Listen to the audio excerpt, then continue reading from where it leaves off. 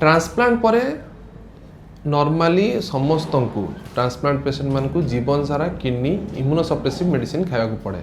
प्रथम 3 ରୁ 6 मास पर्यंत हाई डोज रे चले, धीरे धीरे से डोज गुड़ा को कमी जाए।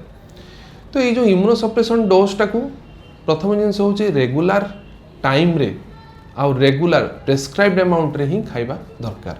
निज इच्छा अनुसार आपण बिना डाक्तरी परामर्श रे ताकू बंद करिवा कथा नुह।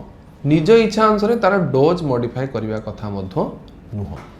तो यही 3टा जिनस जदि आपण फॉलो करिवे ताले आपनकर इम्यूनोसप्रेशन ठीक रूपे मेंटेन ही रहिबो, आपनकर किडनी रिजेक्ट हबो नाही। सेकेंड जिनस खाद्य आउ पानीय सबुठार जिनस इंपोर्टेंट जिनस होची ट्रांसप्लांट पर जेहेतु किडनी आपनकर नॉर्मल फंक्शन करूची तो आपनको एडिक्वेट अमाउंट रे पानी पीवा दरकार।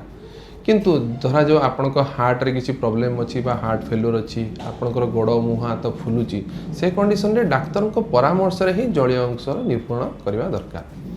खाद्य होची घर रंधा खाद्य ही खाइबा दरकार। बाहर अनहाइजेनिक खाद्य ठू दूरे रहिबा दरकार। बाहर एक्स्ट्रा सॉल्ट बा जंक फूड गुड़ा को एवॉइड करिया दरकार।